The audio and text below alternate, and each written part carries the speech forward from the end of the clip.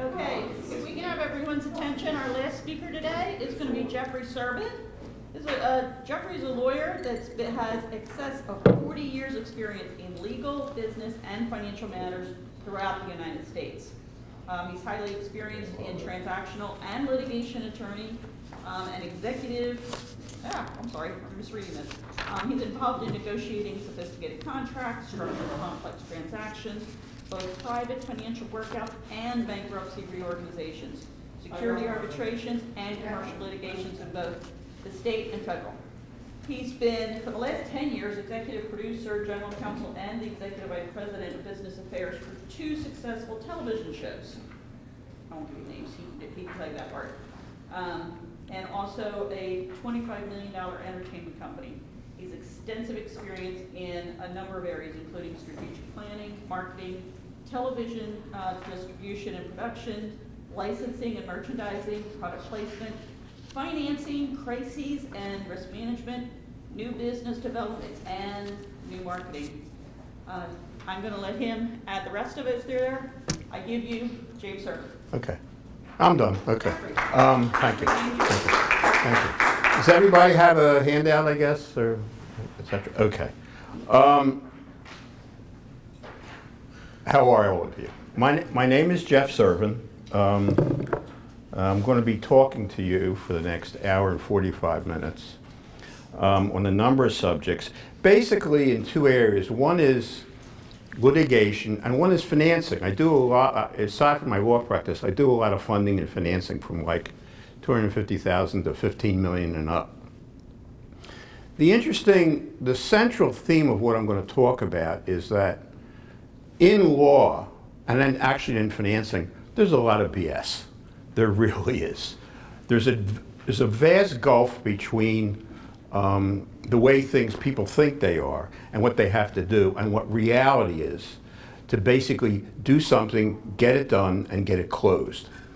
There's a lot of misconceptions about presentation. There's a lot of misconceptions about implementation.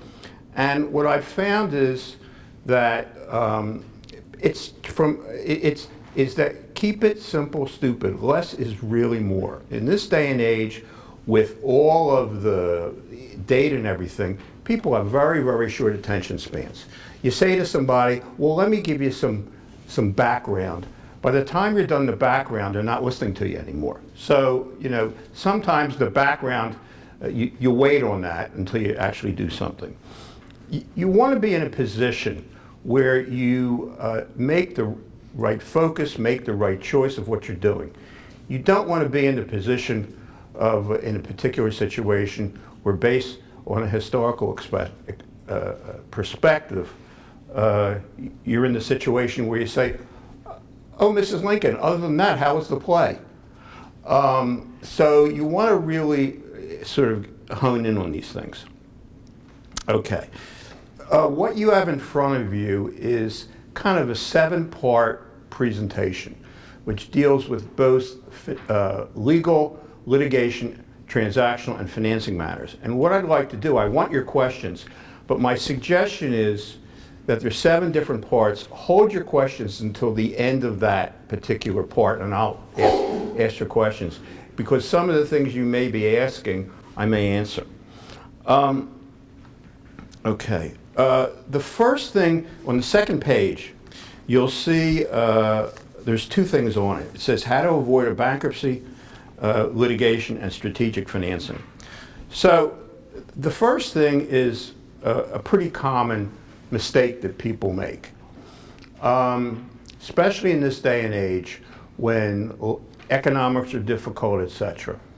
And you're getting to the point where you think, oh, I may have to file for bankruptcy.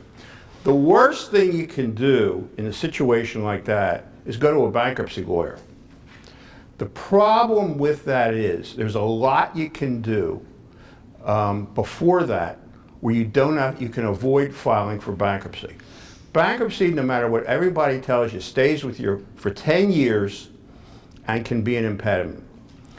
In my practice, I can buy almost anybody 8 months to a year without a bankruptcy. You should only be considering a bankruptcy because now you can do it electronically. If it's Tuesday and there's a sheriff's sale and it's one day before, and it's Monday, and all other situations have been exhausted. Basically, how do you do this? If you know the litigation system and you know how the litigation system works, you can slow any situation down. If you owe creditors, whether it's $50,000 or $50 million, you can use the legal system, the process of the legal system to your advantage. Let's take a mortgage foreclosure on a commercial piece of property. You've tried to adjust it, you've tried to deal with it, and now you know that you really can't do anything. But if you had 8 months to a year, something like that, maybe you could refinance it, maybe you could find a buyer, maybe you can do something where you don't have to file a bankruptcy. Technically, a mortgage foreclosure is a complaint like any other complaint. And if you, especially, the last one I did like this was in Montgomery County, who was so slow. What you need to do is prevent a judgment being taken, just like any other complaint. And the simple thing you can do to prevent a judgment being taken once you get the notice of the mortgage foreclosure is you file an answer and just deny everything. Now, what that does, that prevents whoever the claimant is from taking a judgment, which stops the thing dead in its tracks. In Montgomery County, what they then have to do is the key to this is you don't ignore these things. It's like cancer. You catch cancer early, you can cure it. You let it go, it'll engulf you. So in this particular situation, I had a client of mine, got served with a mortgage foreclosure. We filed an answer. Okay. Now, that meant that the plaintiff couldn't take a judgment. He'd have to, in Montgomery County, and I don't want to get overly technical, but it's not that hard to understand. In order to get a judgment, and we didn't have a defense. You don't have to have a defense. You just have to put them to their proof. You're not misrepresenting anything. You're not doing anything illegal. You're just saying, hey, prove it. So in Montgomery County, once you file an answer, then they can't do anything. What they can do is file something called a motion for a judgment on the pleadings. In Montgomery County, to say, this guy has no defense, enter the judgment. In Montgomery County, usually for a complaint, you have 30 days, and when you file the answer within the 30-day period, it will take them 4 months to get a judgment on that motion for a judgment on the pleadings. By the time you get notice of it, it's another month. Now you're 5 months down the road. It's not necessary to file a bankruptcy yet. And then once that happens, if you want to buy yourself more time, you appeal to the superior court. You're going to lose, but that doesn't matter. That'll take another year. So now where you are is instead of having to file a bankruptcy, once you get notice of this, you have 1.5 years to work it out. Perfectly legal, happens all the time. Well, if you're at a certain age and you're still in business, you'd rather go that route than any other route. If you're 80 years old and you're not going to be in business anymore, then you can file a Chapter 7 and liquidate. But don't be so. The problem with a lot of bankruptcy lawyers, that's all they do. And and I've seen some horrible stories where bankruptcy lawyers have advised clients who are only like $20,000 in debt and they're 30 years old, file a bankruptcy right away. No, there's lots you can do to stop the train, and which then gives you time. Time is incredibly valuable. You can refinance, you can get a relative, you can hit the lottery, and in this example, when will we file a bankruptcy? You got a sheriff's sale coming up on 6 months down the road, you can file the night before. When you file the night before, it takes about 20 minutes. There's something called an automatic stay. That stops everything dead. Okay, and then you have to go into that process. And what you're trying to do is just buy time. The thing on the front page is one of my clients who I did that for. It bought us time, and we ended up working our way out of the problem. Whereas the other thing is, you file a bankruptcy. In most financing documents, there's a clause that says, even if you're current, even if you're paying them and you're current, that if you file a bankruptcy, it's an automatic default and collapses everything. So you really got to be careful of the ramifications of these things. And that was kind of on the first page, that was a client I had.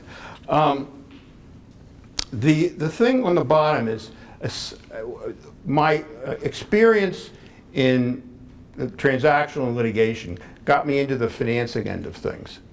And there's a certain way you approach that. Everybody thinks, or not everybody, but a lot of people think, well, the first thing I have to do is I have to give you an executive summary with 100 pages in it and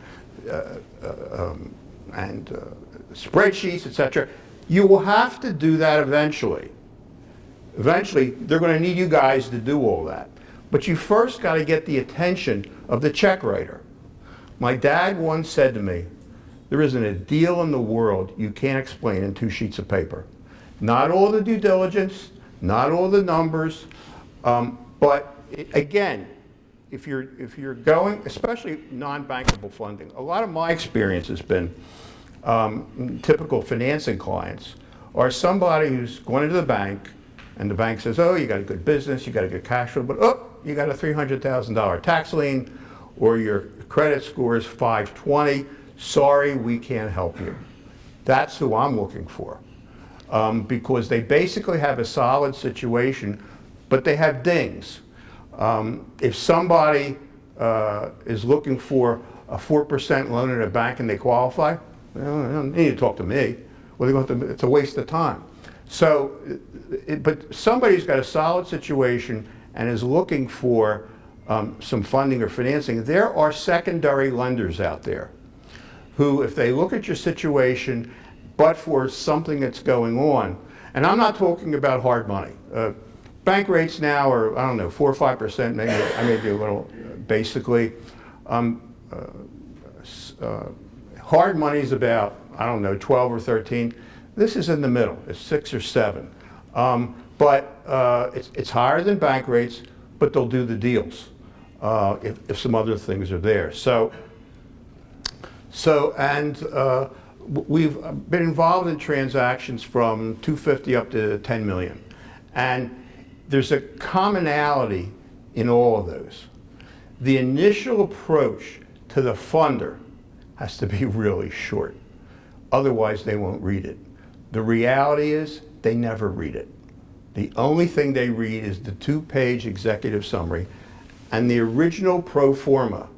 Okay, instead of it's eventually going to have to be pages, and you're going to have to do all that work. But the initial thing they want is like about 3 lines. What's the gross? What does it cost you? What's the net? What's the progress? It's like there'll be 100 doors in that particular transaction. But if you don't get past the first door, nothing happens. And if you ever, the interesting thing is, with degrees and MBAs and Harvard and such and everything else, if you have ever read the book Too Big to Fail, it was out about 10 years ago, and it's about the banking crisis back in the late teens, it's the late 9s and 2010s. There's a very interesting observation of that. If you look at middle management up to the chief operational officer, the president, okay, it's Harvard, it's Stanford, it's all of that stuff. But the guys actually at the top who made the deals, none of that. Grove College, they're the street guys. The street guys who made the deals, and in almost every investment banking house, the top guy, the CEO, the chairman, has no Ivy League credentials. And when you look into their backgrounds, they're the street guys who make the deals.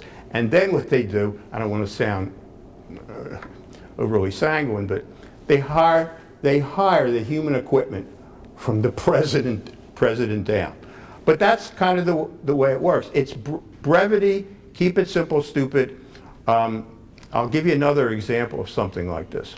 I was approached by a doctor who had come up with a revolutionary treatment for prostate cancer and diagnosis. He was local, he was over in Lankenau.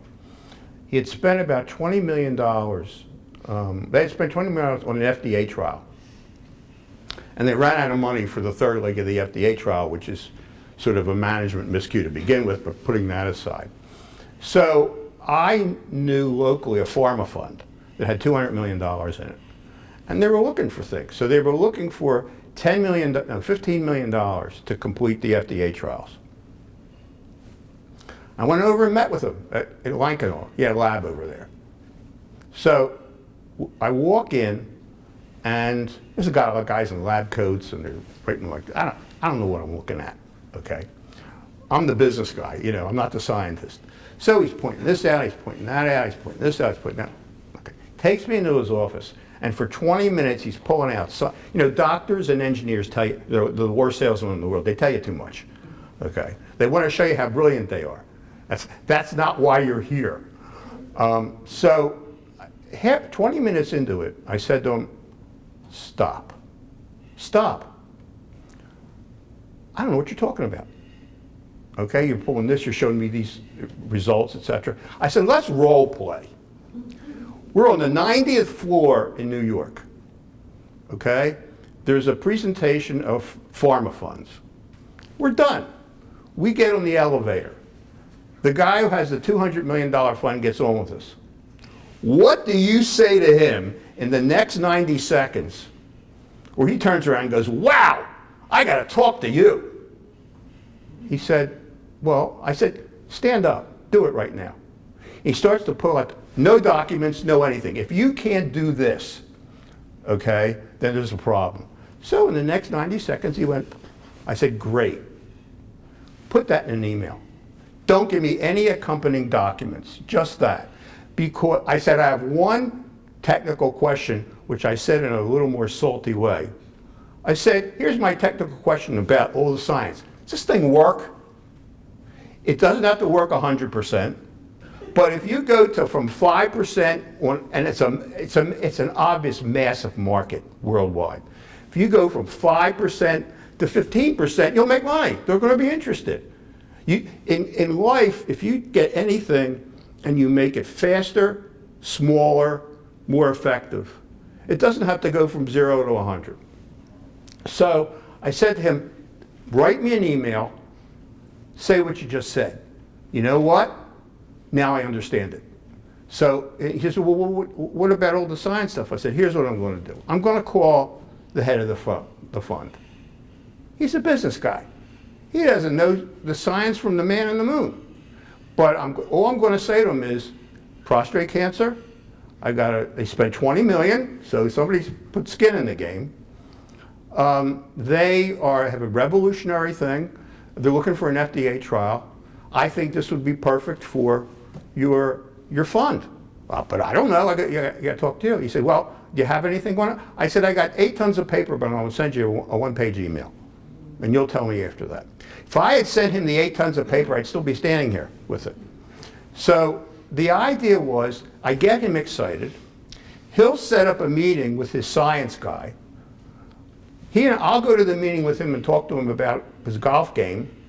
And the 2 science guys will talk to each other. And I said to the doctor, then it's your obligation to convince the science guy that it works. Okay? And then send them I don't care what you send them. The other thing is, sometimes a PowerPoint and all that has a reverse effect. People think, oh, you're sending me pretty pictures, where's the goods? So initially, brevity is so critical. It's really critical in anything, okay? Because people just don't remember. So, make a long story short, we did it, and he got funded, okay? And I handled the business and the legal end of it, but and the science guys, they did the trials, everything else. They're still working on it. But that is true no matter what you do, no matter whether in any kind of presentation, whether it's financial or legal, that's critical. So what I'm going to try and do here is give you some, I'm going to be talking anecdotally, so some things are going to cross over. So, okay, so let's go back to the bankruptcy situation. Why does that work? Why can you do this? You're trying to set yourself up also for a negotiation. A client the other day said to me, well, if that doesn't work, we're going to sue them. I said, how many words is that? We're going to sue them. Okay, how long did it take you to say it? Okay, 5 seconds? That's $400,000 in 2 years, what you just said. Do you want to do it that way? And the reason for that is, in litigation, whether you have cases of $500,000 or under, the practicality is the legal fees, how they're paid, who pays them, etc. I can't tell you how many cases I've settled once. Okay, you're going to send this to Ghana, Finagle, and Swindle. They're going to charge you $500 an hour. You're going to spend $400,000 in defense. Forget that. Give me 3, and we're done.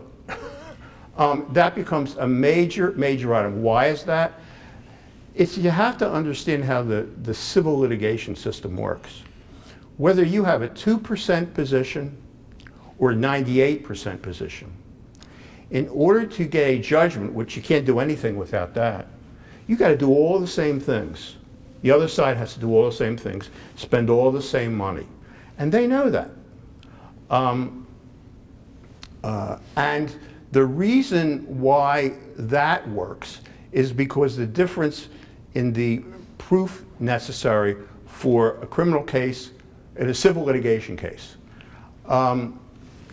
If you learn nothing else from today, I'm going to give you a tip. It's going to save you a lot of money. Okay. The civil litigation system, if you write people say, well, we had a contract, etc.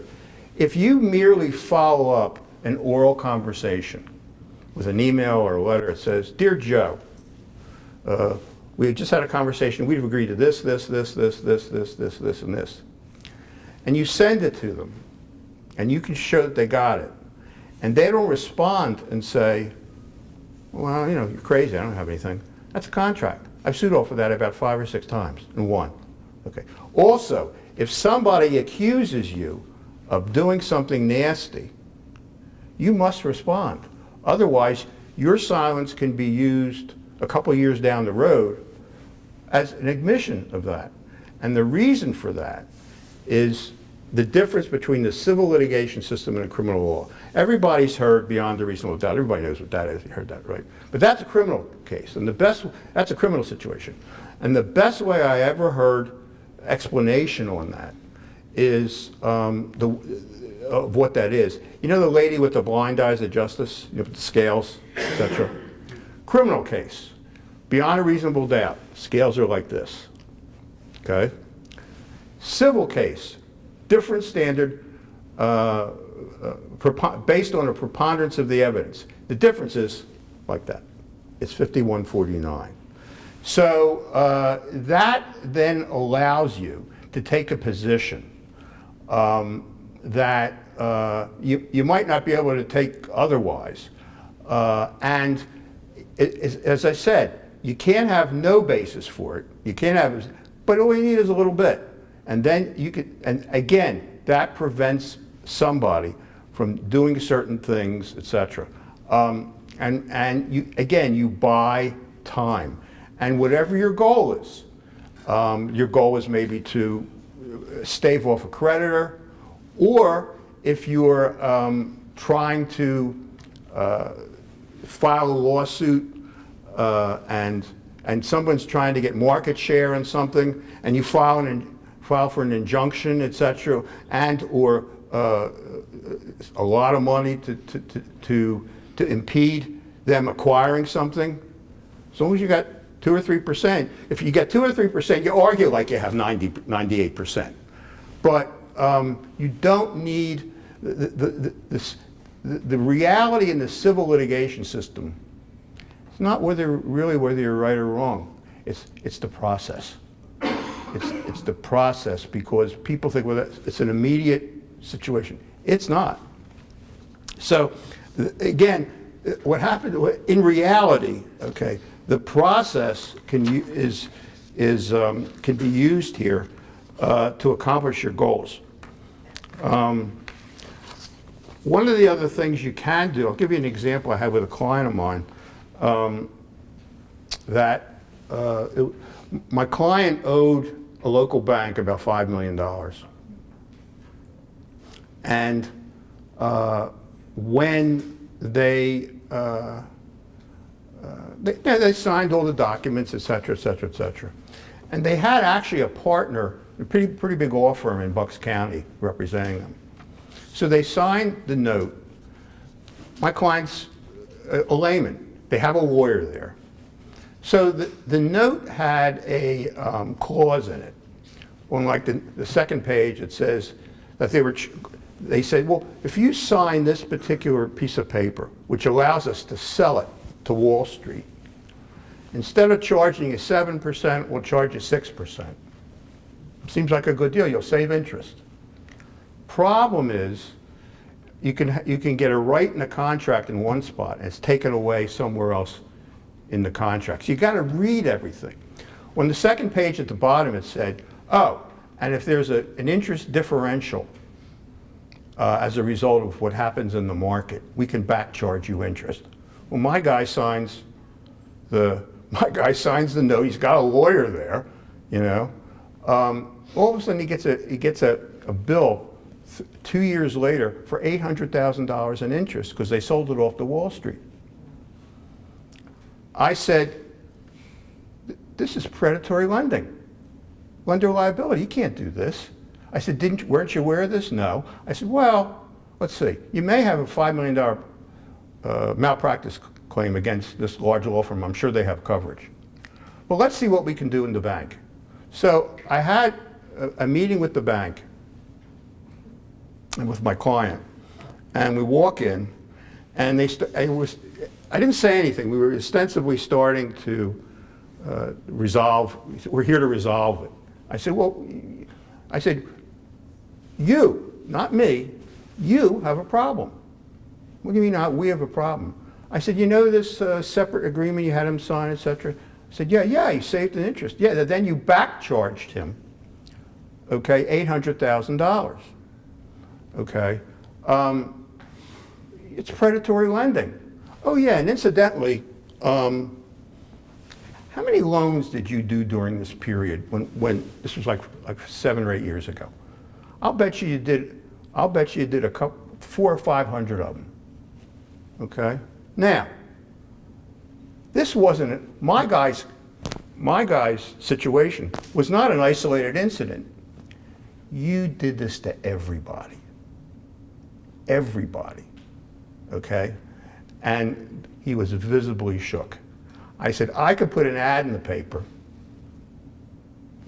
I'll bet you I'll have 300 clients, okay?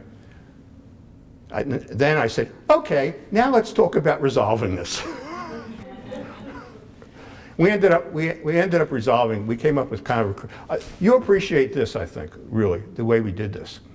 You know, they were in default, and they were on the balance sheet for the bank, it was in the workout area. And it wasn't an asset anymore, it was a non-performing situation. So I was brought in because I came in with a secondary lender, and my job was to take that $5 million, and they were going to evaluate it, because they're also technically out of covenant. I think when they originally did the loan, the real estate was worth about $10 million, now it was down to like 4 or something like that. So I said to them, look, he said, what kind of discount are you interested in? I said, how about if we pay you 100%? He said, what? I said, how about if we pay you 100%? But this is the way I want to do it. I'm going to get $3 million from the secondary lender. I'm going to give you 2.2 million of it. Okay. Well, we still owed the other 3, and how are you going to pay 100%? I said, I don't want you to have to go to the FDIC, because that lowers your reserve and there's a whole problem. But if I pay you 100%, you don't have to go to the FDIC, and we can transfer the non-performing negative asset over to the positive performing asset side. You think that would be a good thing for the bank? Yeah. I said, here's what we want to do.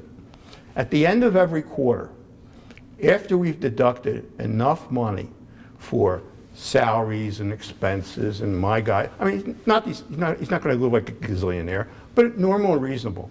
We'll give you 25% of the net profit until you're paid 100%, and we'll put an interest factor on top of that. That allows you to do a couple of things. You don't have to go to the FDIC. You'll get all your money. Will be one of your best investments, and however long this takes, okay? Because your alternative is, if I throw them into bankruptcy, how much do you think you're going to recover, okay? The guy's house was leaned up to the hilt, and when you have no assets or you're all leaned up, you're judgment proof. You're in the driver's seat. You can tell them what you want to do because you've got nothing to lose at that point. So, and here's the reality of what happened. They loved it. The bank loved it. They said, can we do this with other clients too? I said, yeah, if you're from to me. They loved it. This was a local bank. Here was the problem. The local bank, and some of you may glean who this is, was owned by a Chinese company out of Vancouver. The Chinese company hated Americans, okay? They made a business decision, and I can't say I really disagree with them if you really understand human nature. If you're going to a creditor, and the creditor says, I mean, this is the art of negotiation. Let's work it out. Let me work with you, etc. That immediately says, "Ooh, I can pay you less up front. I'll work terms." And as you know, in a lot of instances, terms are much more important than what you pay, because you can always renegotiate. It's just numbers on a piece of paper you can renegotiate.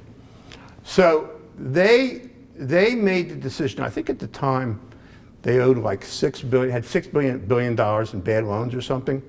So they made the determination that if they work with people, that if they try to do that, they'll collect $2 billion. But if they don't work with any of them, and they put a gun to their head, okay, and that they'll collect $4.5 billion because they have to. And they knew that in certain individual situations, people are going to get hurt. It was not going to make it, like it didn't make sense in our situation because we were going to pay them 100%. But they did it anyway. And I could understand why they would do that, because they're looking at a portfolio for all over the United States. I had since done that in some other situations where the banks were local and they weren't tied to foreign situations. But it's funny, when that happened, I said to myself, this is like the Mona Lisa. What are you doing to me here? But those things happen. So that's sort of the first part. Any questions on anything at this point? Okay. So now I'm going to be talking, if you go to the page marked B, the second page. We've actually we covered a lot of that. one of the things that, two-pager, no, okay, check. One of the things that I found in getting appraisals and doing that kind of thing on certain things, you got to look at who's doing the appraising. I get people saying, oh, the real estate's worth this and the real estate's worth that.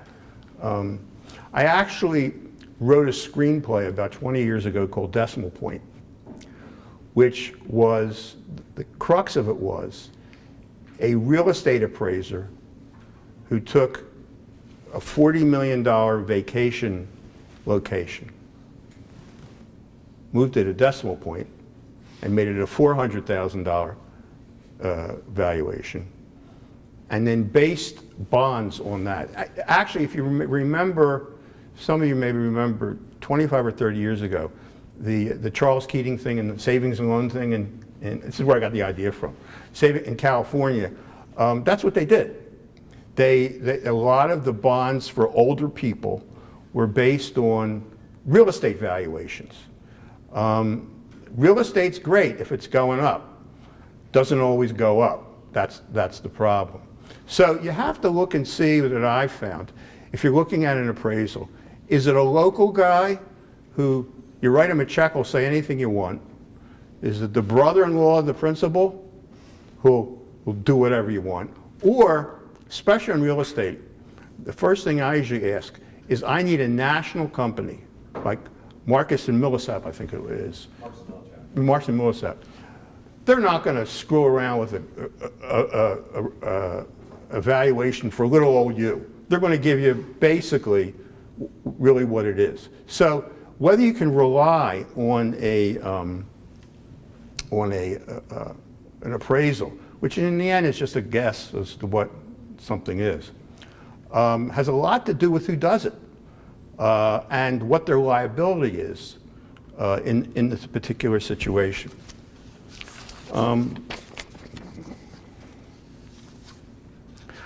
Also, what I found in a lot of instances is that larger deals sometimes are much easier to do than smaller deals. In a lot of instances, when you're looking to get even high six figures for people, they don't have financials, they don't have a balance sheet, they don't have anything done. And I've had a couple things recently where we did something that, it was raw land. They were going to put an oil company on it, and they wanted me to finance off the raw land. I said, I'm not doing that. I said, go find a guarantor. And generally what I found is you really need, if you're going to borrow $1 million, you need somebody with a liquid net worth, not a real estate net worth, but a liquid net worth of at least $3 million. Because if something goes wrong and they don't pay the money back, you go to a sheriff's sale, you're lucky if you get half. I had a client of mine, he was a doctor who owned about 10 pieces of real estate, and he was in default on everything. He said, oh, this is great.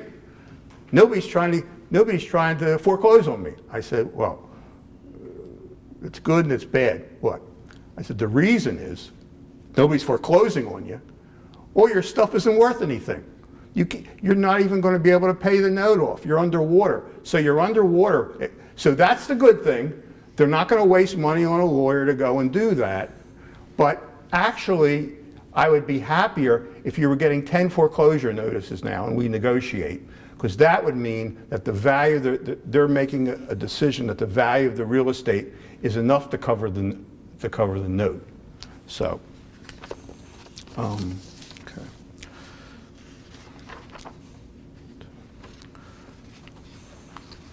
Okay, again, on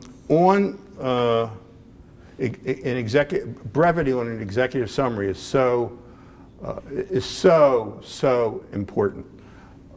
Because the thing is that if you can't really explain it in those 2 pages, there's another deal on his desk. So, so that's it's just something to be aware of. Less less is really more. I can't emphasize that enough. Okay. Okay. Now, basically in a lot of these transactions, most of the things that we do are alternative debt because you either have a good cash flow, or you have a good reserve, or you have financial statements, etc. But equity is the most expensive money there is, especially if you have something good. So if you watch Shark Tank all the time, they're all asking for equity. I'm surprised that nobody ever,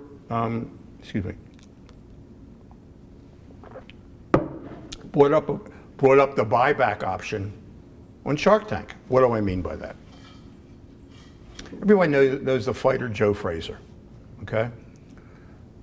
Back in 1970, he had a pretty bright lawyer.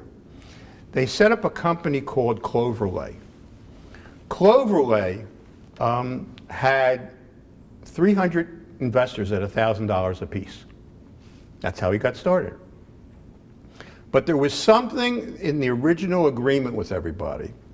There was an automatic buyback. In other words, within 5 years, and they pre-signed it, so you didn't need their signature again, it was just automatic, that they had the option. If you put in 1,000, I give you 5,000, I bought it back automatically. It's not mandatory, it was discretionary. And everybody signed it, et cetera, et cetera. So the lawyer back then was pretty smart. So right before one of the big Ali fights, and he was going to get like $5 or $6 million, he went into the bank, he borrowed $1.5 million, and he got rid of everybody. Okay. Now, he didn't have to do that, it was at his discretion. Now, I've found with investors, that doesn't always work. On speculative kinds of situations, you got to know your investor.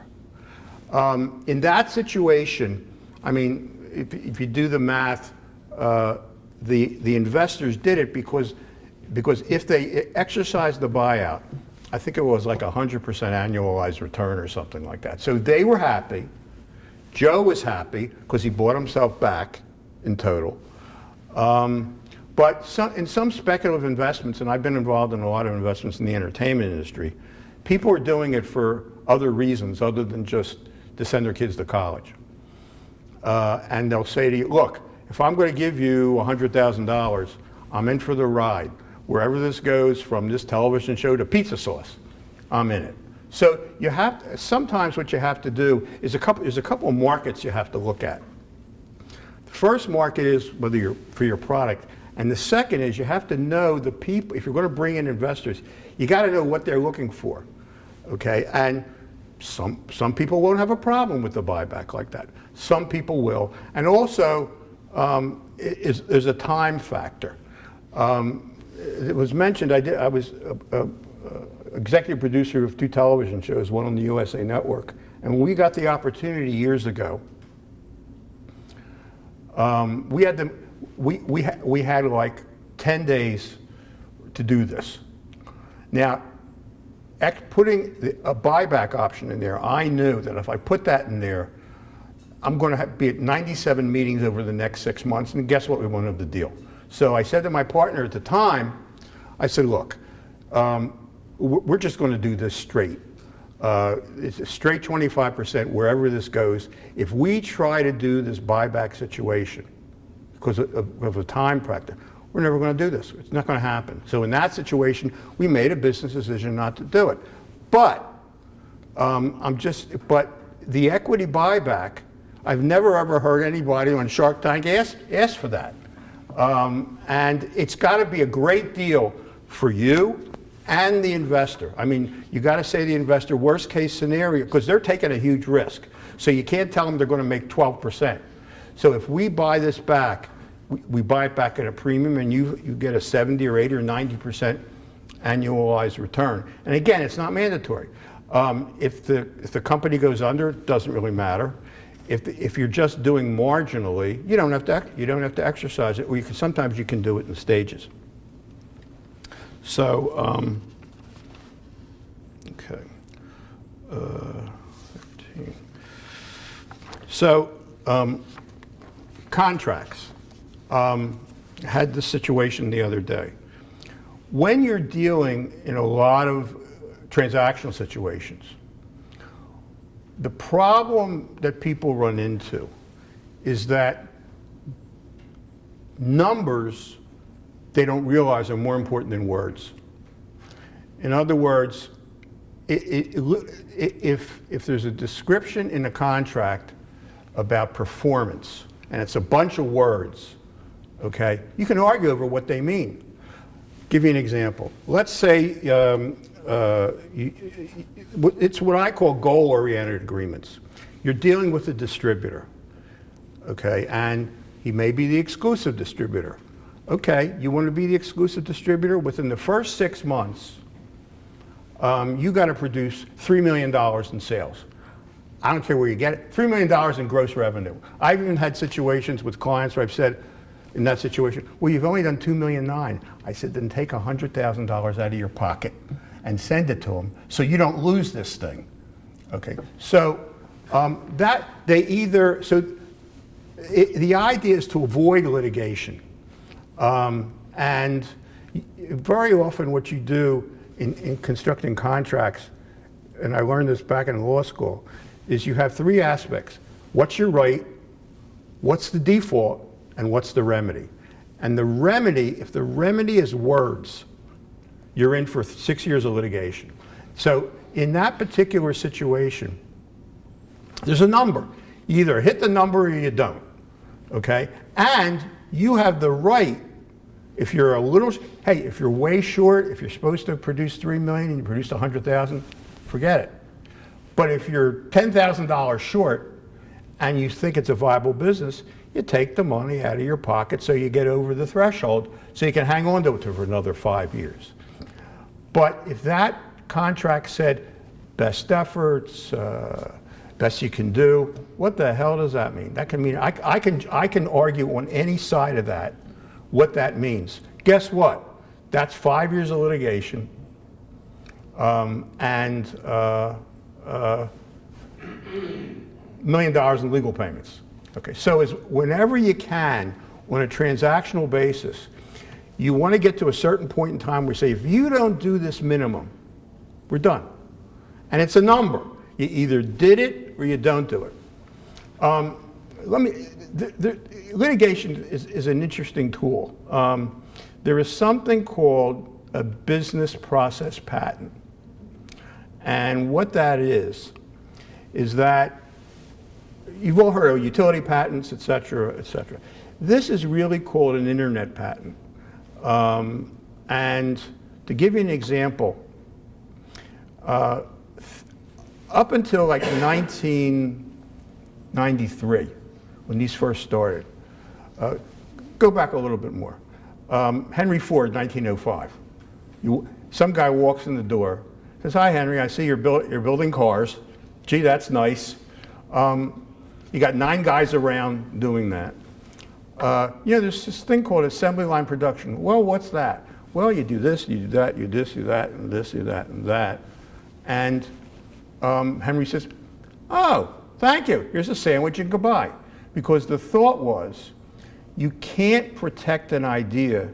You can only protect a manifestation of the idea through a utility patent or design patent. That's not true anymore.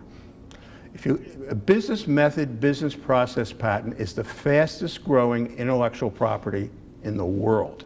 And what it does, it protects ideas. I'll give you an example. Is that no one owns cheeseburgers. You take meat, you slap cheese on it, etc. But if you have a deluxe cheeseburger and you put tomato and sauce, etc., that you can protect, sort of. Okay, and you'll see what the litigation thing is part of it. Sort of. These things are not bulletproof, but just like if you have to catch a train and you got to get to the station, you can take a big tree, chop it down, throw it across the road. Or a much little tree will do the same job. So I've told clients that if you have a method of doing something, and it's not that expensive to do, you file a business method, business process patent, okay? So you at least give yourself the option to do something to protect yourself. What do I mean by that? eBay, Priceline.com, about 4 or 5 of the other big boys. eBay was not invented by eBay, okay? There was a guy who came up with the auction thing.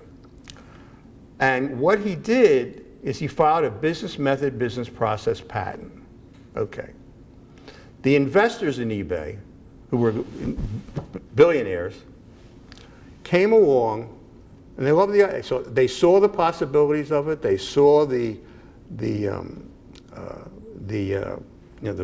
market, etc. And they said, they went to this guy and tried to make a deal with him. He wouldn't do it.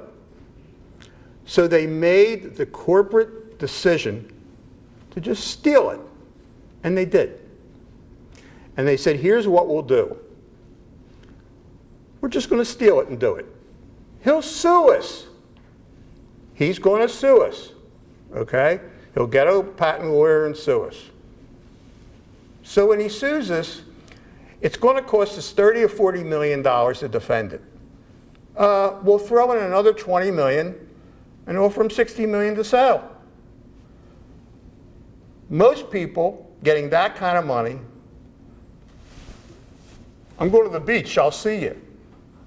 That happened with eBay. That happened with Priceline.com. They weren't the original owners. The only one that I'm aware of that didn't do that was the BlackBerry, when that was big years ago. Whoever the guy was who invented BlackBerry, they went to him and they offered him $60 million. He took that letter from BlackBerry and went to a company that funds lawsuits and said, here, I've got the $60 million offer. You defend me and we'll split it 50-50, whatever comes out of it. And they did. So they fought for about 3 or 4 years. About 5 years down the road, they offered them like $600 million, and then they settled.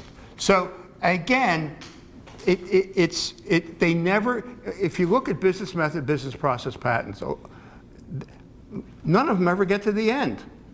They're all bought off because it doesn't make sense, because you have a billion-dollar company that says, if we fight with this guy for 3 years, we're at a market share for 3 years.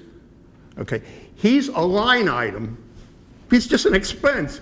They're crazy numbers. It's ridiculous. But that's all. You make a business decision. I've had a lot of. There's a method I use called a letter complaint in litigation. And what it is, and that I think is in your packet. And you'll see the next packet. There's a page about whether in a courtroom or a conference room. That's an overview of me. And there's a thing about legal fees. We'll talk about that in a second. But there's a thing where it says to sue or not to sue. That is the question. Okay. This is a method I've used on numerous occasions in almost every piece of litigation. You get somebody in. I've sued Will Smith twice and collected both times. I've set some litigation records in Montgomery County. But this is a method that I've used.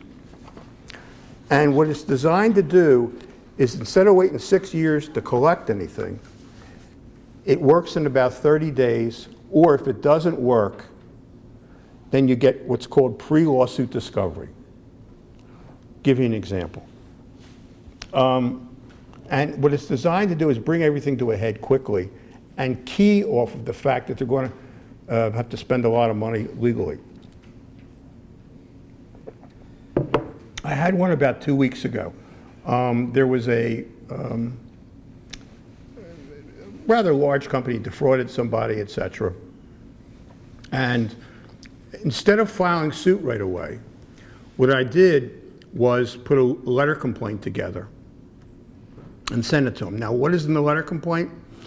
What's in the letter complaint is all the stuff that's basically in a complaint without all the legal gobbledygook in it. And I like to send it to the potential defendant Friday about 4 o'clock. Why Friday at 4 o'clock? Do you ever try and get your lawyer Friday at 4 o'clock unless he's here? Okay? You can't. So when you get that letter, it's not filtered through a lawyer saying, oh, don't worry about it. You have to sit with it the whole weekend. And then Monday you start calling, and you get a meeting like on Tuesday, because here's what that letter says. These are all the nasty things you've done, horrible things you've done. We're going to sue you for breach of contract, civil conspiracies, about 8 or 9 things. We're going to go nuts and we're going to burn down your door. Literally doesn't say that, burn down your door. But you got one opportunity. You got 10 days to get back to me and see if we can do something. Otherwise, I'm going to file suit immediately. So, the guy, you ruin his weekend, whoever that is. Monday he calls his firm, and Tuesday they go see the firm. And the firm will say, and the guy at the firm, and we'll get into hourly versus flat fee in a minute. Oh, this is terrible. This is terrible. We're going to get this guy. I'll put 95 guys in this. Oh, at $350 for $400 an hour. And they're starting to calculate, what is this going to cost to defend? Well, okay. So usually the CFO, not the president, the CFO says, wait a minute, he said he wanted to talk to us. Can't we talk to the guy before we do all of this? Because that's where you want to get them. Especially on cases, I'd say $1 million or less. So you generate back and forth, and you're an advocate, and we're going to do this, we're going to go nuts, we're going to do this. And the thing is, in this day and age, people say, well, it's a big firm. Every litigation successful against a big firm. It doesn't matter anymore because of this. Thank God for this. This is the great leveler. Because whether you have no partners or one partner or 900 partners, 899 of them are not in the room. It's 1 or 2 guys on a computer, and it's 1 or 2 guys on a computer. And the access of this, research-wise, is unbelievable. It's really unbelievable. And it's almost instantaneous. So you can go toe-to-toe with a big firm, especially at this stage. Okay. The real cost in litigation is not this stage, is not when you do a complaint, because you can sort of figure that. It's discovery. It's when you take 90 depositions and your interrogatories, that's when it goes wild. So especially if you're a small entrepreneur, you don't want to get in a fight that goes 5 years and you got to spend $100,000 or a couple $100,000. You don't want that, but you want them to think you're willing to do that. It's a lot of poker playing. So anyway, what happens is, hopefully, the CFO sees this letter and says, well, why don't we talk to the guy? You get on the phone, you got meetings, whatever. It settles about 2/3 of the time. And I always tell clients, if you think your case is worth $1 million and they offer you $750,000 or $800,000, take it, run out of the room, and jump out the window. But if they offer you $20,000, don't do it. I mean, the ends are easy. The middle's tough. And I tell clients that if you get offered 50 to 65% of what you want, I'm not telling you to take it, but you really got to consider it, because the difference is going to be made up in me, the difference is going to be made up in all legal costs, and you may lose. Litigation is the most unpredictable thing you can get involved in. I've seen situations where somebody didn't have a prayer and they won, and I've seen situations where that it's an absolute lock and it falls apart. So, hopefully it settles. If you get offered half, and don't forget, you're getting offered that now. You got to figure the time cost the money. Or you're out of market share, or whatever. There's a lot of things. It's a business decision. So if it doesn't work, where are you? Well, where you are is that you've gotten a lot of information. Sometimes the key to a defense in the case, and you don't know when you start off on one of these, I want to know the good things, and I want to know where I got a problem. You talk to clients and you say to them sometimes, well, did you ever sign a waiver? Oh, no, I never signed anything like that. People don't know. People don't know what they're signing. They sign where there's a line and don't realize they're also signing as a guarantor. They don't know. I want to know that up front, because when I do this letter complaint as a retainer, etc., nowhere near what it would be to do that. But if there's a problem here, I want to know now. This forces them to do that. It's because either you settle and you find out about it, or if you don't settle, you get what I call pre-lawsuit discovery. Remember I talked about the acceptance by silence? So if I send a letter complaint to them, sometimes they won't respond, but 99 times they will. They have to. It's really like malpractice not to. They're going to tell you in that letter, hey, I don't know you anything. And here's the reasons. Boom, boom, boom, boom, boom. Well, that's very valuable information to know before you go to the next step and file a lawsuit, because you can then emphasize the things that help you and de-emphasize the things that hurt you. And you don't have to wait 6 months until you've spent $100,000 in discovery to do that, because it's in their best interest to let you know now. And then you can make a judgment whether you want to go to the next step. Very often the next step is filing suit, and you have to have an internal game and an external game. As far as they know, you're in this till the end of the earth. But you and your client know that we're going to file suit, because then they got to go they have to enter an appearance and file an answer. And we've made the decision that wherever we are at that point, that's the best it's ever going to be. You don't have the resources to go 10 years, and then we'll settle. It's a poker game. It really is a poker game, because I've been in situations where I have a client, and I do this, and it's so important. It's their realistic assessment of your staying power. They're never going to say it to you, but if you're dealing in a situation, we've got a big company and a small person, here's what the discussion happens when you're not there. These people don't have any money. They're not going to be able to stand up to, swindle, Gonoff, and finagle. So it's really a street fight. So you've got to handle this like a street fight, and because you're getting bullied. The world is made up, unfortunately, of the bullies and the bullied. Whether you're Vladimir Putin, whether you're on a restaurant. I love bullies. They're the easiest thing in the world to handle. You just bully them back.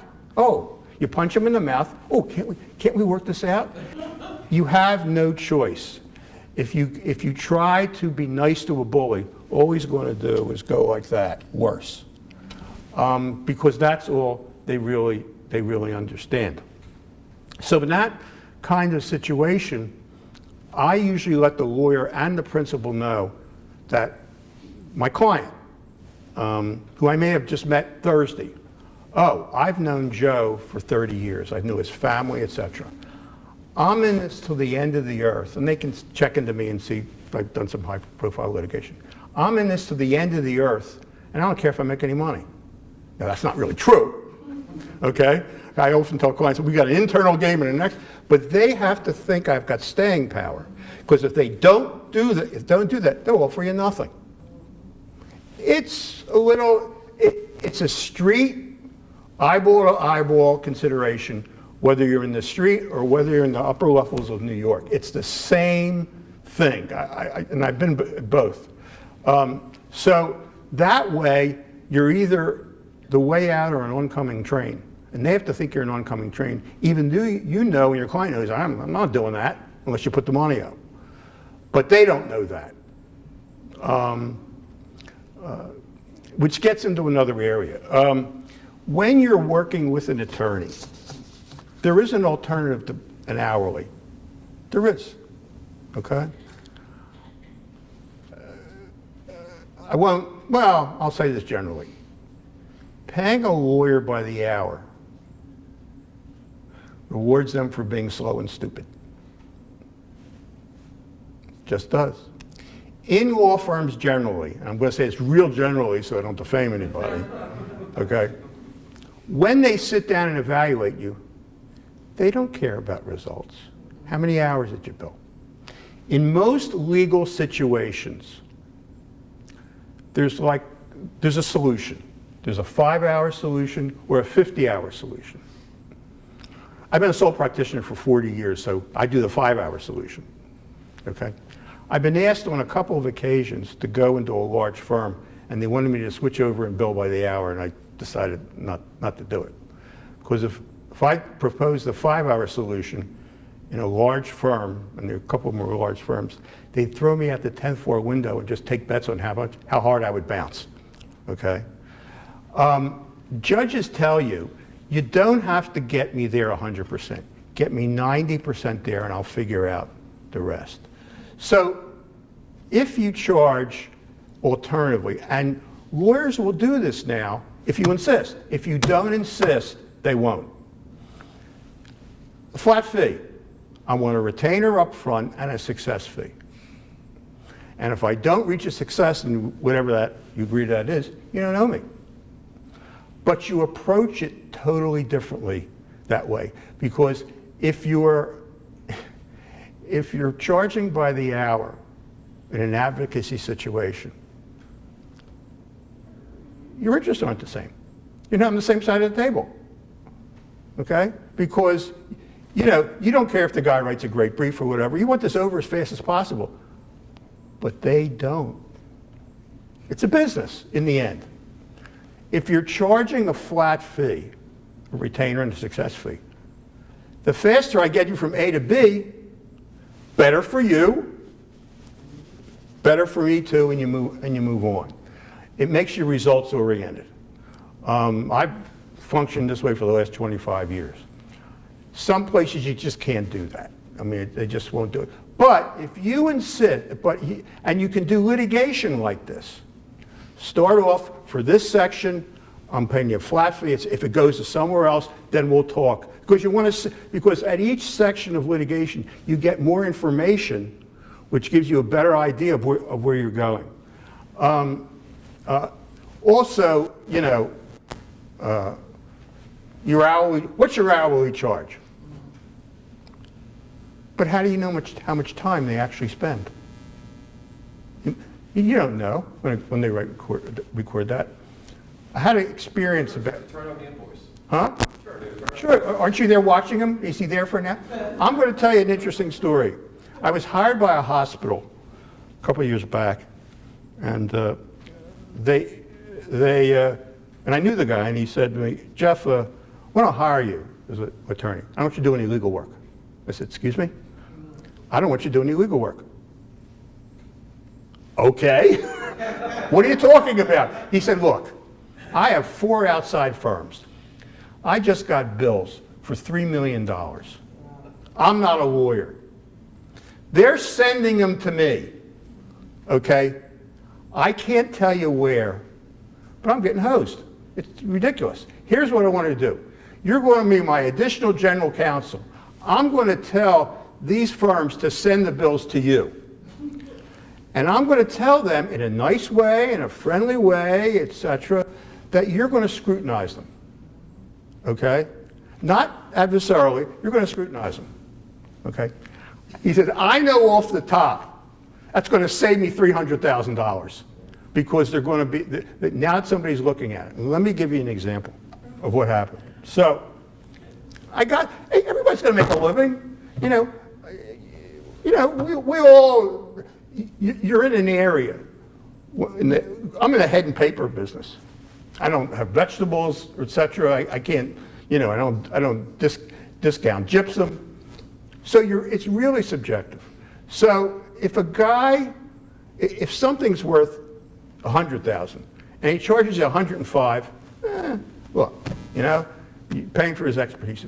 But if they're charging you, if it's worth $100, they're charging you $300, something's wrong. Don't be a pig, excuse my French. So I'll give you an example. So they had hired a specialty law firm. And now they hired them for their expertise, you know, their experience, etc. So I'm looking at the bill, and they had charged this hospital something like $85,000 for a brief. Okay. But I'm looking at it and saying to myself, they're charging like this is the first time they did this. That's not why we hired them because of their expertise.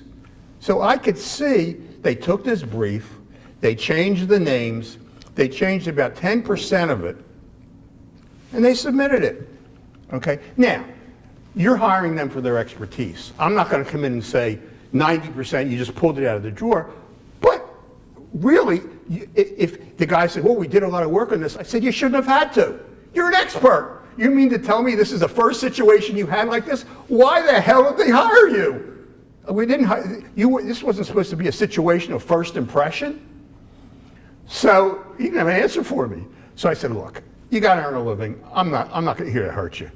Okay? So the bottom line was he ended up charging $35,000 for the brief, which was fair. Okay? And there was other things that they were doing. So lawyers know that people scrutinize them now.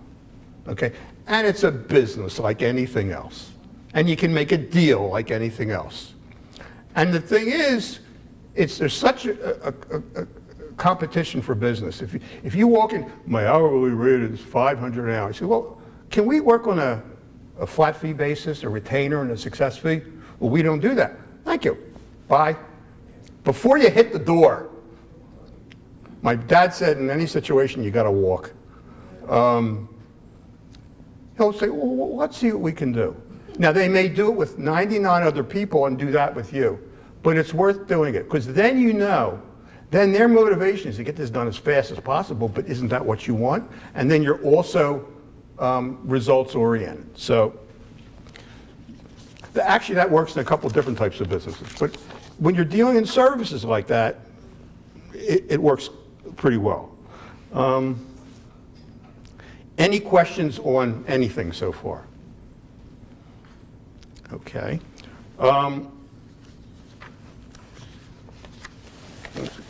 Let's check the time here. Okay.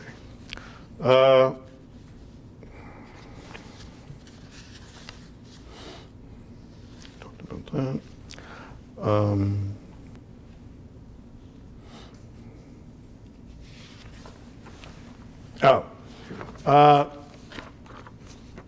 I mentioned before, again, this is transactional. Very often, terms are more important than the actual price. This is particularly true if you're trying to work out paying a creditor back. And I gave you the example of the bank. The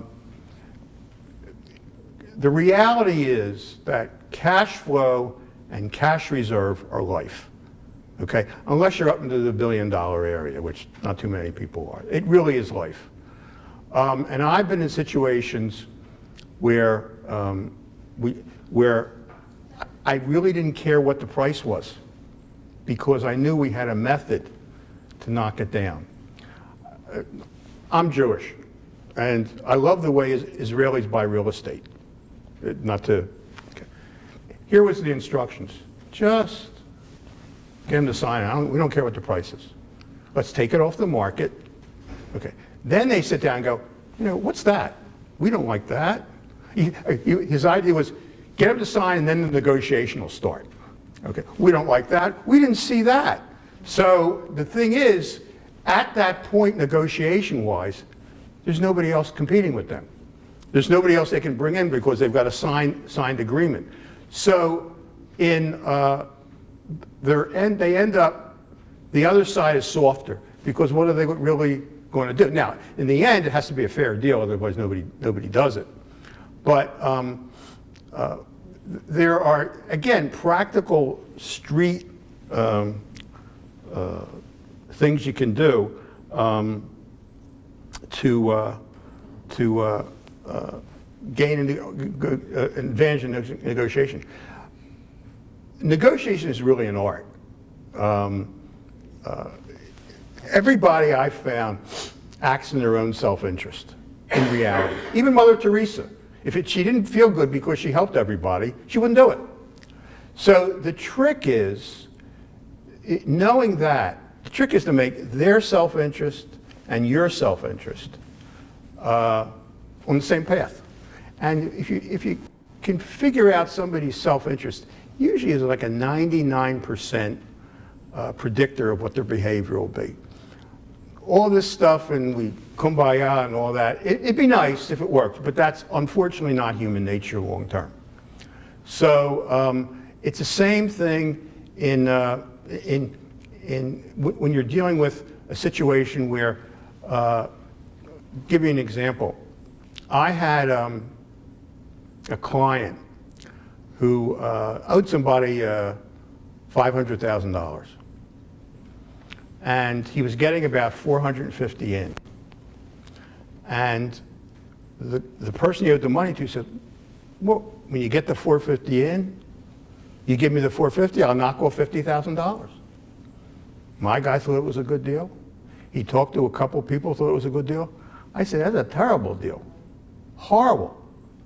I said, I'll give you two scenarios. You get the 450 in on Monday, you pay it to him on Tuesday, Wednesday you're broke. I'll give you another scenario. You get the 450 on Monday, on Tuesday you give him $50,000. He wants 450 back, you'll pay him 550. I'll pay you 550. But I want a note on a 30-year amortization with a 7-year balloon. Okay? Why are you doing all that? Cash is king. Cash is king. I said, you'll renegotiate this if you know what you're doing 6 times. But it has to be, I don't want to pay $550. I said, you never will. Never will. I'm saying, but on paper, it's got to be dramatically different enough to encourage somebody. Because right now, do you have any assets? No. He can't get anything from you. He'll do it. He'll do it because at least he can go to his bank and say, see this note I have from this guy? I want to borrow $100,000 on it or something like that. So you're not misrepresenting anything. You're just knowing basically how life works. So I said to him, what you'll do, I said, well, you're in the furniture business, right? Okay. What you'll do is, I said, you're never going to pay him $550. What you'll do is, 3 years into it, you're paying interest on the note and you're fine. Your business is very volatile. You're getting materials from overseas. Who knows what can happen. So 2 or 3 years into it, you'll call him up one day and say, hi, how are you? Something wrong? No. My current? Absolutely. But you know I'm in the furniture business. I get my teak wood from Thailand. Okay? Now, I just got word, and this will happen, that they may raise my raw material cost 20%. If they raise my raw material cost 20%, that's my profit. I'm out of business. And I'm going to have to file for bankruptcy. You're filing for bankruptcy? Oh, no, I'm not. No, I'm not. I'm just letting you know what's going on. I'm a good creditor. You know, you're a good creditor. But just want to let you know and hang up. Holy yes. Right? Okay. So call him back a week later. Okay? Listen, I may have a solution. What's that? I was talking to my aunt. She's nuts. She's like really crazy about my situation. And she said that she'd give me $200,000. And but that's got to get me out of it totally. You got to give me a release. I'm not compromising a $550,000 note for $200,000. And your response is, don't. I got to negotiate. I said, no, you don't seem to understand something. I'm meaningless. This is her terms. Okay? I can have that for you in 2 weeks. Let me know what you want to do. Now, here's his thought process. He starts out thinking he's getting nothing. He got $50,000 up front. Probably over the 3 years, he ended up paying about $150,000 in interest. Okay? I know the time cost of money and all that kind of stuff, but put that aside a second. Now he's going to get another 200. Now, on the 500, he's getting 400 back. Do you know how many creditors would love to be able to 80% collect on what they're owed? So the odds are, they may not do it. They'll do it. Bird in the hand. Because, like I say to clients all the time, I'm supposed to get this, I'm supposed to get that. I said, until you get it, it's not real money. It's numbers on a piece of paper. And again, in that situation, he didn't go into a default or anything. All he did was plant a seed that if I'm listening to this, and this is not exactly, Microsoft, et cetera, and they got to make their quarter, and you never know whether they need the money for something. So these are the kinds of maneuvers, games, whatever you want to call it, that are reality. And that's all, again, you're getting bullied, you need leverage, so you go back the other way, etc. And when you, believe it or not, when you own nothing, have nothing, and there's no bank accounts or anything, you're in the driver's seat. They can't get anything. I get clients all the time. I just had one last week. I said, you're in bad shape. They're coming after you. Get all your money out of the bank. All your money out of the bank. Okay? I said, I know when you're in college, you didn't want to live this way. But here are your choices. If you leave it in an account, if it's an account, or it's with somebody else or whatever, they're going to take it. What they can't get is cash in a box.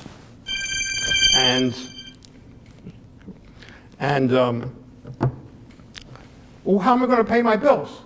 I said, the post office will become your checking account. It's not the way you want to do it. Nobody's happy about it, but it's the way you don't lose your money. If you have it in any kind of account, stock or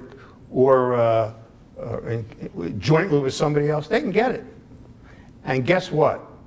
They shoot first and ask questions later. They may not want it, and the IRS does that too.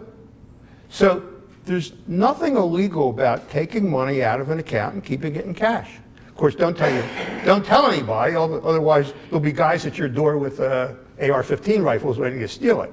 But if you keep your mouth shut, that way, in the end, you hang on to your survival money. Okay, and it's, in a way, you have to live like the mob lives. Okay, the cash is buried in the basement, etc., and you keep the accounts open just enough to. And when you have bills, if you want, if you're going to pay some bills, and whatever you put in the account, you got to figure you're going to lose. So if you lose a couple $1,000s, it's not the end of the world. If you lose your $100,000 reserve, you're screwed. And eventually you'll come out of that. Okay. But if you play it normal, they'll take it. And they'll tell you afterwards. And then you got to go hire somebody like me to fight with them, and I don't charge by the hour, so I need a retainer. So it's just in tough times. Eventually you'll come out of this, but you got to do what makes sense at the moment. Okay. I do a lot of asset protection, but you can't, and this is a part of financial planning. You can't, let's say you're coming into a hard situation financially. You can't, legally, you can't transfer assets to defeat creditors. In other words, you get sued, well, I'm going to transfer my assets. You can try, but eventually they can get it. So you've got to do it when things are okay, when there's no lawsuit, as a part of financial planning. And that's perfectly fine. You don't have a problem with that. And the most common mistake a lot of businesses make is putting everything under one entity. Let me give you an example. Some years back, I represented a person who owned a lot of movies in the area, owned a lot of theaters. When I got involved with them, every theater lease was all in one corporation. And they had a big firm representing them. I looked at it and I said, I must be not looking at this right. Because this is the stupidest thing I ever saw. Why is it stupid? Because when you have a situation like that, every theater, or if you have like 10 stores, should be in a separate corporation. Here's the reason for it. If somebody falls in theater 5, and you're all in one corporation, you can pull the whole thing down. But if each entity is a separate entity, and you're insured, usually, all that can happen is you'll ruin that one entity and the other 90 will stay. That very often is structured. I'll give you an example of this situation. They had about 80 theaters, and they didn't want to go to the expense of setting up corporations for each one of them, et cetera, et cetera. I said, look, it's not going to cost you anything.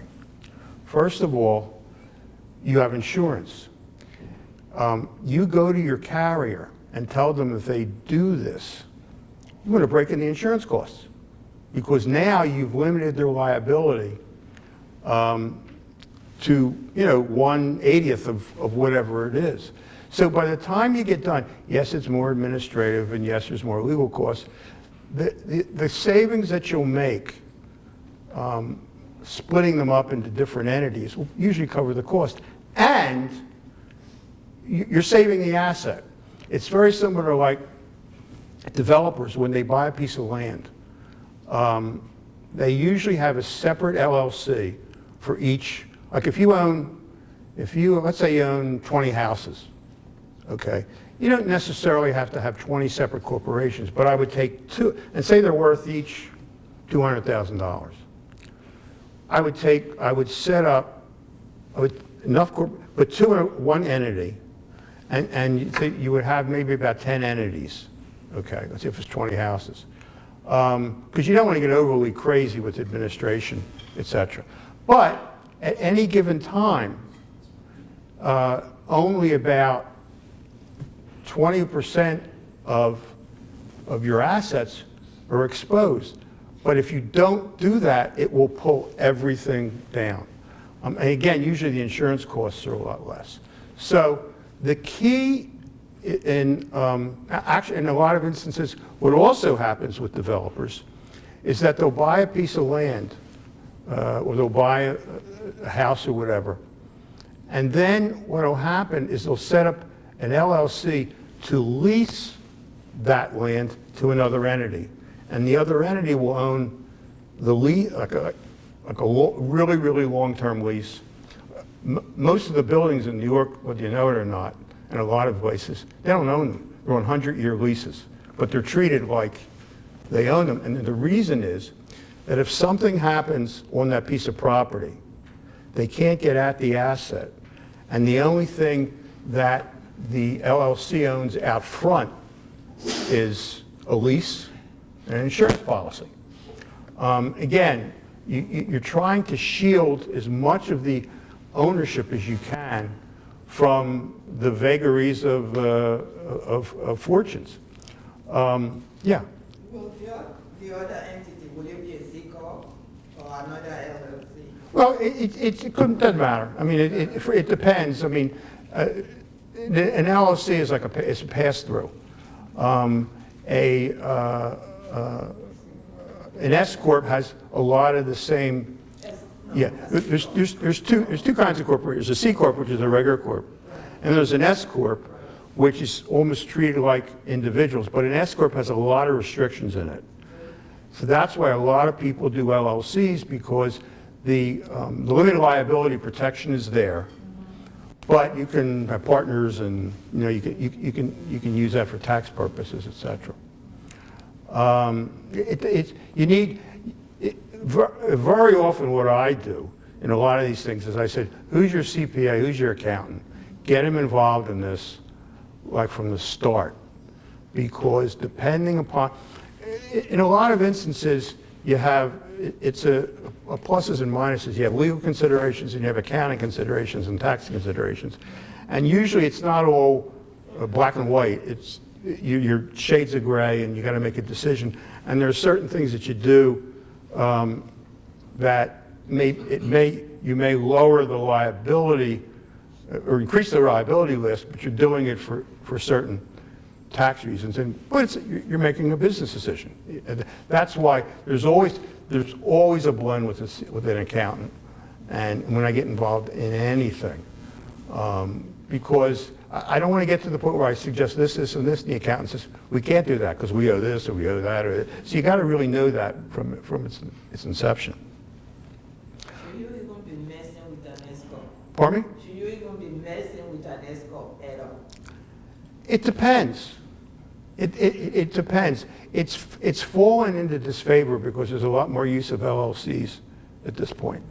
But there are certain isolated situations where an S corp makes sense, but by and large now, you're either a C corp or an LLC. Okay.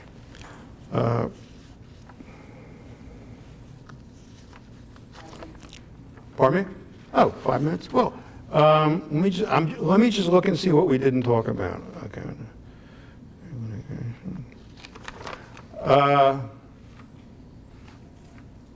Oh, okay. For those of you who have larger projects, I'm involved with 2 hedge funds. One's they're about mid-size, about a $900 million hedge fund, and there's about a $700 million hedge fund, which is where on the deals that I look at, 10 million and up and all that, it's the first place I go. Interesting about them, the end of July and the end of the year, there's a considerable amount of pressure on them to do deals.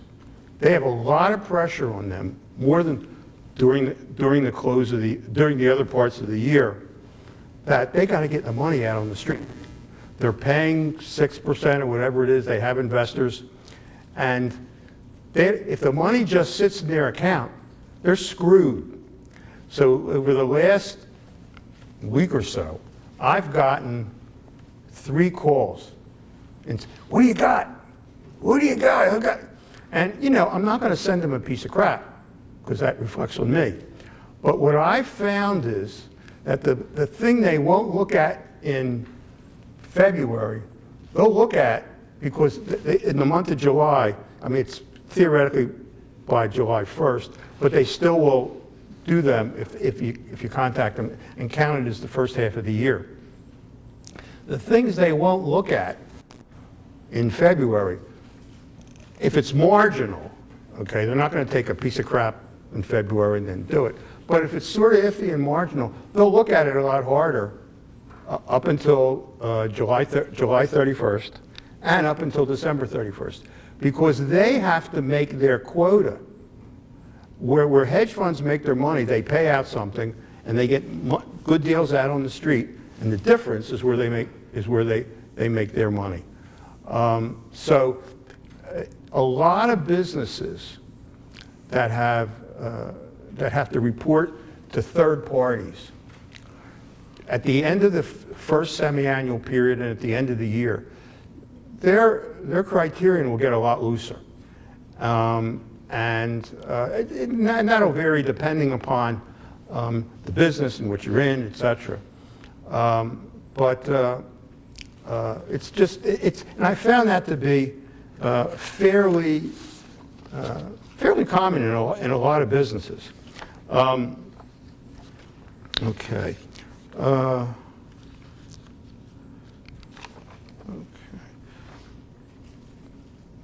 Bear with me 1 second.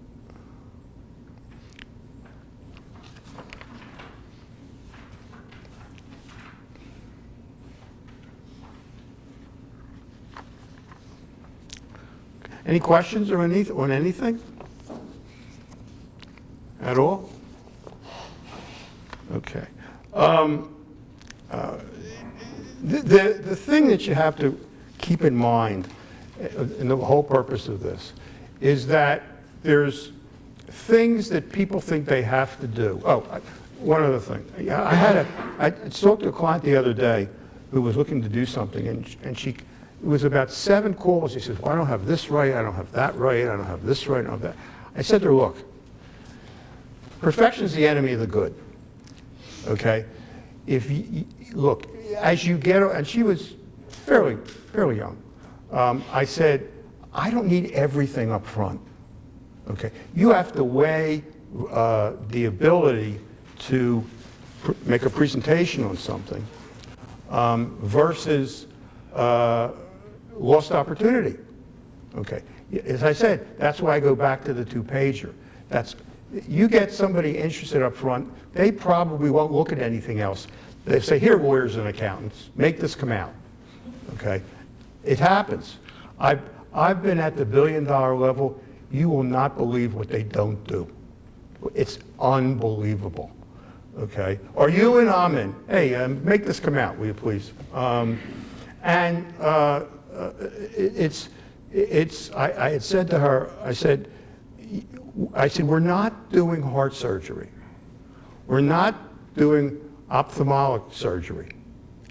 If you're a little off, you'll have plenty of time to make up for it.